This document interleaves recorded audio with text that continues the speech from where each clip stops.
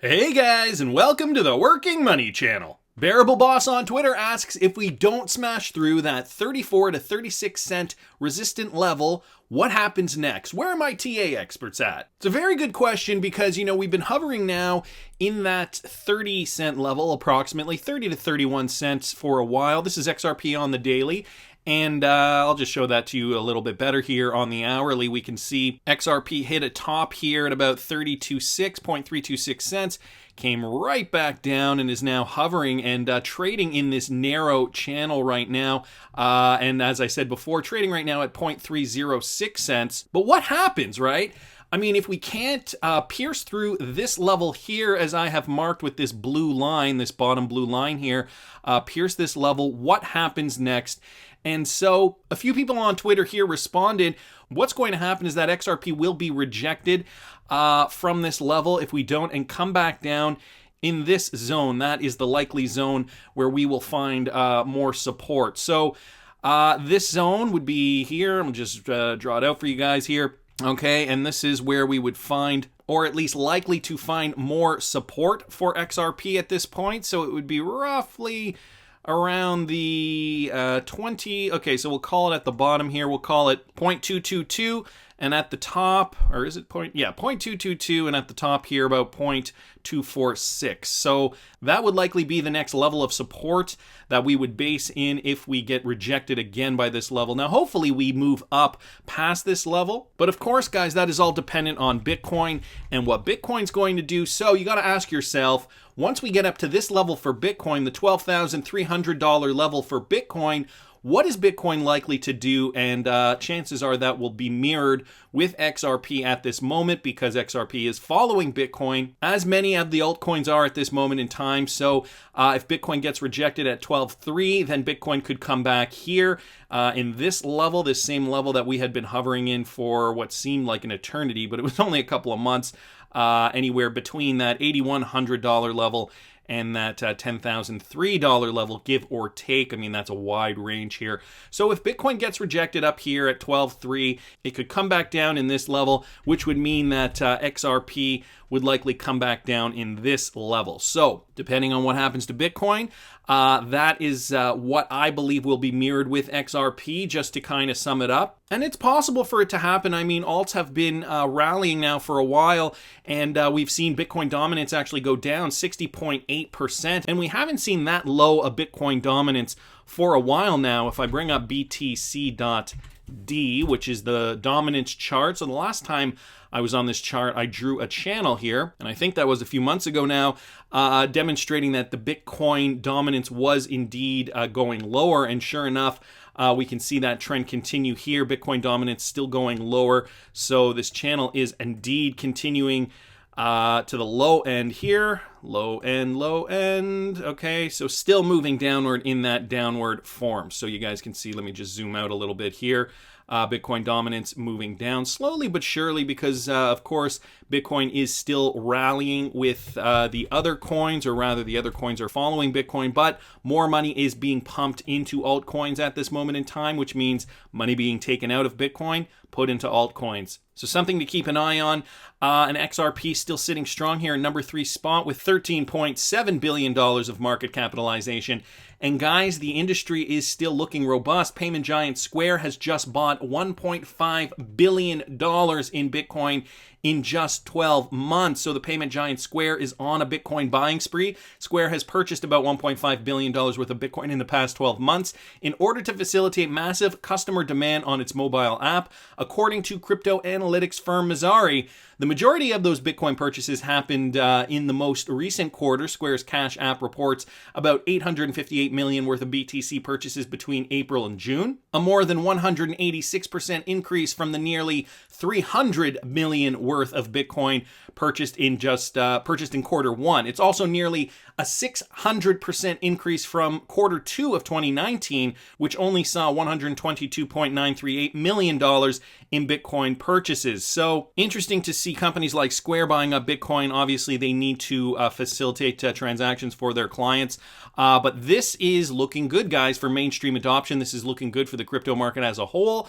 We're also seeing this from XRP Crypto Wolf. U.S. Senate confirms crypto-friendly SEC Commissioner Hester Peirce for a second term in office, and that will expire in 5 years, 2025. So the U.S. Senate confirmed SEC Commissioner Hester Peirce for a second term in a voice vote on Thursday. So this was talked about, but now it is confirmed. The Senate Banking Committee cleared Peirce's nomination alongside the nomination of Caroline Crenshaw on Wednesday. Peirce took office in 2018 and was formally nominated for the second term in early June. Peirce's second term will expire in 2025. And so she's looking to continue her role for advocating for policy goals that has to do with the crypto industry, including her advocacy for the approval of a Bitcoin ETF. Efforts to date have been stymied amid concerns about price manipulation and the lack of surveillance sharing agreements across major marketplaces. So there still have been a lot of hurdles to jump over, but you know what? It's getting there slowly but surely. In February, Peirce wrote in a dissenting statement about the agency's rejection of the United States Bitcoin and Treasury Investment Trust. The Commission's report to these Bitcoin exchange-traded products is frustrating because it evinces a stubborn stodginess in the face of innovation. So Hester Peirce, very crypto-friendly. She is dubbed Crypto Mom, for those of you guys who do not know. Also saw this from XRP Crypto Wolf. Federal Reserve Board Governor Lael Brainerd said that U.S. central banks will debut its instant payment service as soon as practically possible. So you know why this is important? Well, I'll get to that in a second. In a Thursday webinar, Federal Reserve Board Governor Lael Brainerd said that U.S. central banks will debut its instant payment service as soon as practically possible. And that is a quote. The beer flu showcased Americans' dire need for a resilient instant payment system. This coming from Brainerd. FedNow aims to be the answer, even if it won't arrive until 2023 or 2024. FedNow, which the Federal Reserve is developing in response to private sector real-time gross settlement initiatives, may play a key part in that future. By creating that neutral platform, banks in partnership with these other companies will be able to offer much more innovation services that we may not even be imagining, said Lael Brainerd.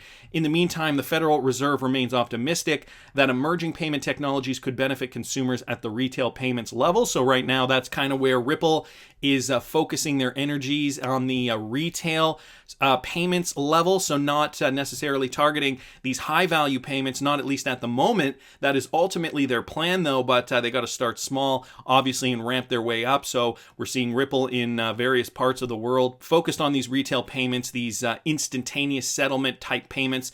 But when the appropriate safeguards are in place, she said. So, yeah, right. So that with regard to that statement. She also cited the impact of the Facebook-linked Libra stablecoin. So, of course, there's that as well. Repeating her past assertion that the global stablecoin project raises fundamental questions about private money regulation, legality, and its potential economic implications. So, the United States obviously being very careful to roll this out in a way that is positive for its end users, the customers, you, myself, everybody that will be using instantaneous payment settlement systems.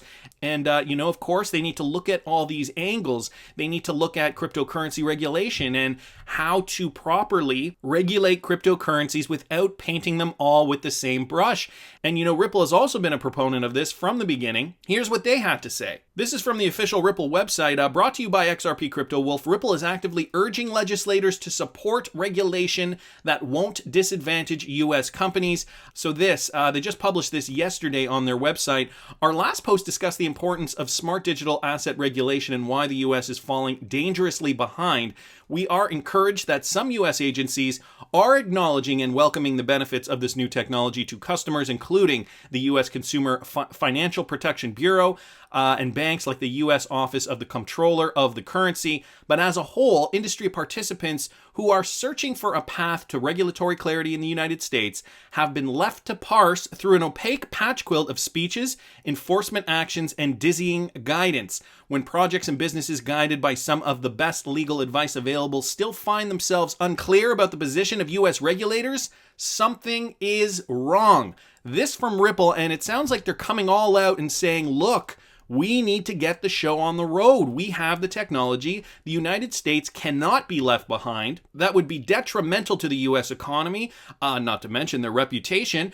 Regulation applied consistently should lead to predictable outcomes, not regulatory gotchas that kill innovation. The key regulatory question in the U.S. today is this: which digital assets are securities? The answer to that question matters significantly. Complex and burdensome securities regulation, when incorrectly applied, smother industry innovation. Imagine imposing laws meant for the transfer of Apple stock to your purchase and sale of an iPhone, or worse, to every text sent or received on your phone. The U.S. Securities and Exchange Commission has exempted only 2 digital assets from the U.S. securities law, and those are Bitcoin and Ethereum. For all other assets, the SEC has mostly stayed silent, except when it has decided to regulate certain assets through enforcement proceedings.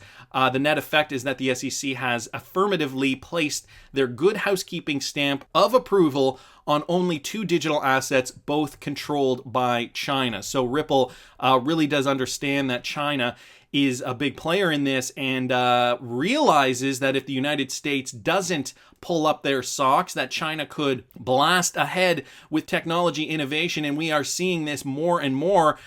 So this article continues on with some U.S.-China Cold War, tech Cold War discussion down here. But in the end here, Ripple's commitment to regulation, responsible industry participants are not seeking to avoid regulation. To the contrary, we are crying out for smart, transparent, and principle-based regulation. At Ripple, we actively urge legislators to support regulation that does not disadvantage responsible U.S. companies. Our goal is to improve the financial system from within, working with regulators, governments, and central banks alike to improve the way the world moves money. So Ripple has been clear with their focus since day one, and really trying to get the U.S. government to listen to them, to say, hey, look, we need meaningful regulation for cryptocurrencies because we can't be left behind. And this, I feel like I've said this time and time again, but it is really one of the most important things that's holding back not only Ripple trying to get down to business, but also the adoption of XRP, which will indeed help XRP price move higher if we see more meaningful adoption. More use of XRP would mean more demand for XRP, and thus more demand means XRP will command a higher price. Now, Ripple talks about China in this article here, and it's pretty interesting because I want to show you this next. Crypto Eddie on Twitter posted this: Beijing giant TikTok, who's valued at $75 billion, who applied for a banking license in Singapore, competing against Ant Financial, who will never use XRP, by the way, is building a cross-border payment system. I don't think the world has noticed yet China's silent tentacles. So yeah, China has a reputation of being silent about their innovative process and how they move forward. And so this just came out. Okay, so sorry. First, I'm going to mention this. So this was the link from Crypto Eddie's tweet here. Okay, so tech lead manager for global payments. This from the TikTok website, if you guys can see that up here. Team introduction. The global payments team builds a platform to provide cross-border payment solutions for TikTok that is growing rapidly worldwide. Now, they are building a cross-border payment platform on their app. Now, I don't know if you guys know this. I'm sure a lot of you do. Trump signs executive order to ban U.S. transactions with owners of TikTok and WeChat in 45 days. So President Donald Trump issued an executive order which will ban any U.S. companies or citizens from making transactions with ByteDance, the parent company of the video sharing social networking service TikTok, in 45 days. Trump also issued an order taking similar action against Tencent, the Chinese company that owns WeChat. The move comes after the president told reporters on Monday that TikTok would close down unless sold to a U.S. company. So President Donald Trump not taking any flack, really realizing the implications of TikTok. And after a report came out, I don't know if you guys heard about this, but somebody came out saying that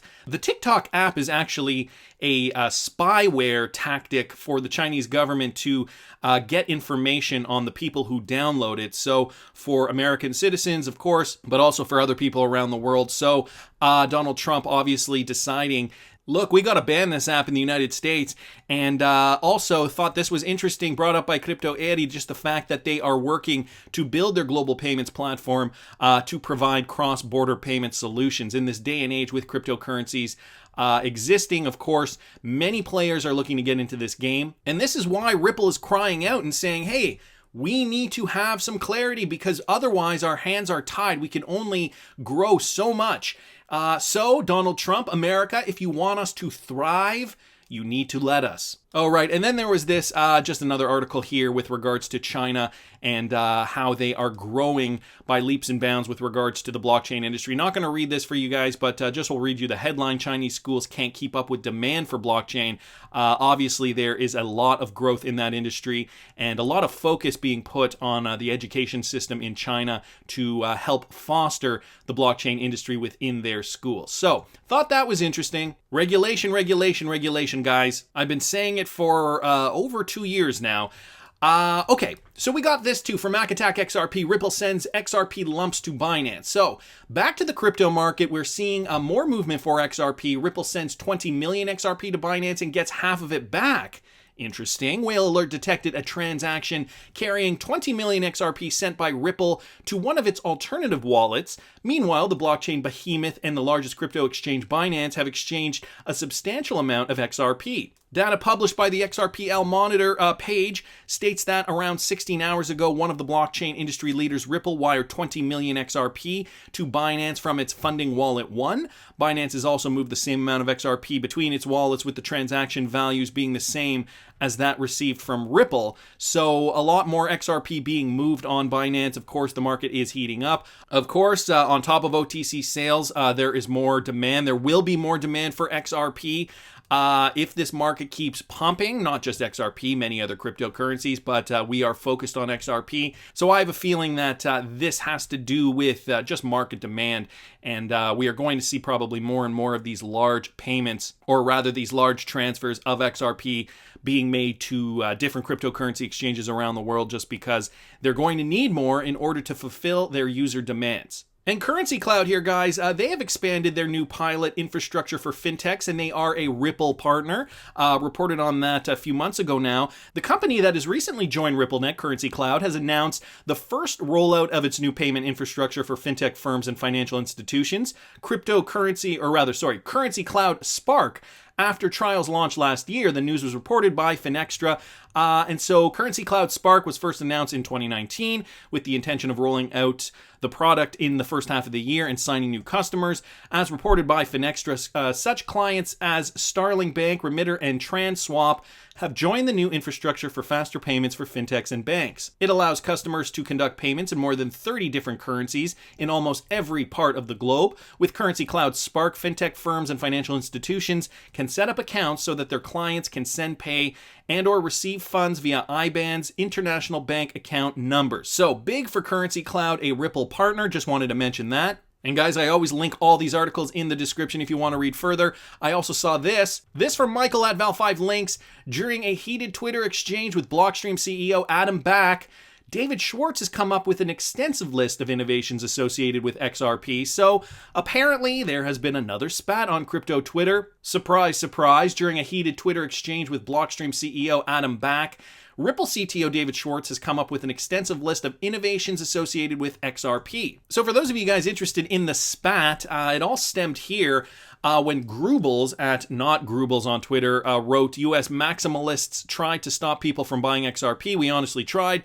SHIT coin exchange operators and bag holders of the unending list of worthless altcoins tried to guilt trip us and convince you that you're stifling innovation. This is the end result. We told you so. And so he posts this here from, and this is not even new news, so I don't even know why they're mentioning this. Jed McCaleb has sold an estimated 1.74 million XRP per day in 2020. Yeah, we know Jed sells his XRP. We've gone over this in several videos, but of course, for people who are not in the XRP community and don't follow Ripple and XRP as we do, might take this as, aha, look, XRP is crap because Jed is doing this. Anyway, Adam Back down here writes to Joel Katz and says, you were waxing poetic about innovation. Explain that, lols. Jed and Ripple dumping on retail insane amounts per day. The only puzzling things are, why are retail so stupid and keep buying XRP? Guys, he's talking about us, the XRP community. Classy, man. And B, why the SEC hasn't shut it down with prejudice already. Innovation. So, where do I begin with this piece of work? I cannot find David Schwartz's response here, but of course many people in the XRP community have also responded with passion, I may add. This reply was hidden by the original tweet author. I don't know if that's David Schwartz. I don't think so, though. Anyway, his responses are here. So Schwartz notes that this is the first cryptocurrency that can be forked without proof of work consensus algorithm. Among other novelties that XRP managed to bring to the crypto space, Schwartz mentioned the ability to sign new keys without having to issue receiving addresses, decentralized exchange, and invariant checking. And then back ramps up his criticism, and he starts attacking Ethereum and Cardano as well. So Ethereum co-founder Vitalik Buterin parried the attack by claiming the tides of history would not be kind to maximalists. Not deterred by the backlash, Back took yet another jab at XRP, asking David Schwartz to explain why former CTO Jed McCaleb keeps dumping an estimated 1.74 million XRP on retail investors. And had Adam Back done his research, he would know why, but he is too lazy, so he's just coming out on Twitter and asking David Schwartz. Guys, I'm not going to get into this anymore. This is kind of fuddy from people who are clearly maximalists and can't see beyond their own noses. So, Adam Back, you sound uneducated, and that's embarrassing considering you are in the cryptocurrency industry. Just my opinion, though, guys. Gonna continue on. Have to talk about this because I thought this was interesting. So this originally from @doer_Phil, the great crypto exit scam. So it's just a theory. We're seeing the prices pump right now, and some people are feeling really good about it. You know, we've been in a bear market for quite a while. But this guy here, Phil Doer, seems to think that it could be maybe a manipulated pump, at least at this moment, and there's a bigger plan on the horizon where whales will manipulate the market to their advantage. So he goes over this theory, and I'm going to get into it, guys. It's an 18-tweet thread. So if you have cryptocurrency currently in the market, it is definitely something to take note of. So he says, the great crypto exit scam. So it's finally here, our emergence from the bear market, or is it? With the OCC now giving banks the green light to hold crypto, it's given that regulations are coming very, very soon. This is both good and bad. And so here is his thread. So we talked about regulatory clarity. We talked about how that would benefit Ripple and XRP in terms of getting business done. We talked a little bit about China and how the United States could be left behind. And so here's a theory with regards to the market. So he says the good retail investors and financial institutions will soon be legally protected from the manipulation and shenanigans that whales and exchanges routinely engage in at the moment. The bad, these whales and exchanges now have a very narrow window to engage in this manipulation and shenanigans without facing heavy fines or having someone go to jail. They need to act fast to squeeze as much money as they can out while there's still a legal gray area. So he goes on to say you can do this in two ways. You can manipulate to pump up prices while longing the market, or you can manipulate to dump prices while shorting the market. Both are very profitable methods, so which would be best to use? He continues by saying they could pump the market, but then regulations come and institutional money hits this space. Prices will pump to high levels anyways. They could short it, then with insto money prices would still then pump to a high level. So why not have both? He continues by saying, picture this as a manipulation strategy. Exchanges and whales push a mini pump on the market, as we're seeing now. FOMO gets new buyers in and old buyers back in with this pre-bull run. The manipulators long this pump. So what he's saying is, at this point, they are currently longing this pump, but they do plan on dumping. Then when the time is right, or to coincide with a dump in other markets like stocks, the manipulators pull the rug out and cash out of the market, shorting it all the way down. So he's suggesting that once this market starts really pumping, maybe, as soon as Bitcoin gets to a new all-time high, I don't have Bitcoin up here, but you guys get the point. As soon as Bitcoin gets to an all-time high, they would indeed manipulate this and sell at this level here, okay? Sell again once Bitcoin reaches that level up here somewhere, make it look like an organic dump, and short it all the way down. He's also suggesting that this could coincide with stock market dumps or, just to make it look organic. Regulations are hastily rushed in place, ironically, to protect a bunch of people who got wrecked in the pump and dump. Institutional investment money comes into crypto assets, and the market pumps again, while the manipulators go long and make another fortune. So after the market dumps, then we see, let's say it goes back to the current low for Bitcoin, 31 or 3,200. Well, that's the point where we start seeing the real pump now, and they make money off this pump one way, two ways shorting it down, and three ways bringing it right back up again. So that's what his theory is essentially. In the end, the manipulating whales and exchanges have made a killing three ways, the long, short, long. I think this is the very plan being put into play now, and here is why. So guys, he gives an explanation as to why he believes this. The current pump now we're seeing does not seem to be organic. It seems to be extremely exchange bot driven, even upon casual observation. Look at this random screen cap I just took and notice how many XRP orders on Binance are in the 30s. They're all just above the minimum 10 USDT balance needed to trade.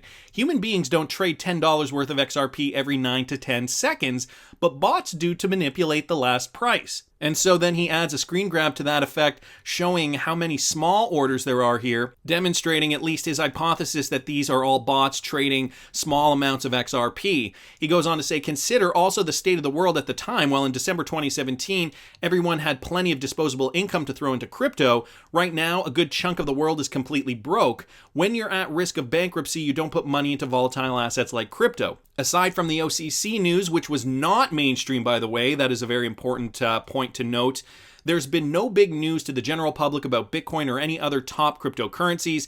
In fact, the only recent exposure was when Bitcoin was used in the Twitter hack, which made it look bad and part of a scam. Another red flag is that the recent pumps of crypto assets have been staggered. Rather than an entire market going up at once, individual coins were pumping, starting mainly with low-cap coins that were easy to move up. And guys, we did see this. I don't know if you remember with Chainlink, for example. Let me bring up Chainlink here. We saw it pumping kind of independently for a while, and we saw the same with VET. We saw it pumping independently, and then after Bitcoin started rolling, it also rolled a bit, but then kind of tapered off here. And these aren't the only coins. These are just coins that I've noticed have pumped independently in the past few months. Once the price has been pumped to a high level on a coin with little volume needed to maintain it due to low market cap and low liquidity, the money is then moved on to another pump. This is consistent with small amounts of money being used strategically in the market, not FOMO. Most recently, we have majors like BTC, Ethereum, XRP, and EOS moving up. Now that has a cash pool but has been built up from pumping the low caps, but these majors are still extremely far from their all-time highs, and after initial pumps seem to be struggling to move higher. Another telltale sign is the staggering movement between the majors. In the past, when BTC moved up, most of the market would move up with it. Lately though, the major coins pumped, then stopped, then hours later another coin pumps, then stops, and so on. It's a sign of a money shell game. So what does this all mean? As a hodler myself, I'd love to see a new bull market with coins blasting past their 2017 all-time highs. But realistically, I believe we're being played. If you're trading, keep a tight stop loss and do not invest more than you can afford to lose. So an interesting theory here. I don't know if I believe it 100%. I just thought it was interesting, so I thought I'd share it with you guys. No doubt that there is definitely manipulation in the crypto market, but how deep does it really go? Could this be a coordinated effort so that whales could indeed pump the market, then short it on the way down, pumping it right back up once the market has found more support? And the other question is, do you guys care? I mean, we've been in this market for so long now, hodling our XRP. I guess the worst part is we'd have to wait even longer. The one thing I do know is, though, is that regardless of how long it takes, cryptocurrency will see new all-time highs once Bitcoin breaks $20,000. And I just want to reiterate this, guys, because I don't want you guys to end up like this guy. And I've showed this on the channel a few times now. Don't be a Greg and sell your XRP at 30 cents. I wish I had kept my 1,700 Bitcoin at 6 cents instead of selling them at 30 cents. Now they're worth $8. This from back in May 2011, guys. Hindsight is always 20/20. Keep on hodling, and I'm sure you'll be wealthier than you are today. Anyways, that's just my opinion, but I want to hear what you guys think. Please subscribe to the channel if you haven't already. Like the video if you like the content I'm providing. I always love hearing your comments. See you in the next one, guys.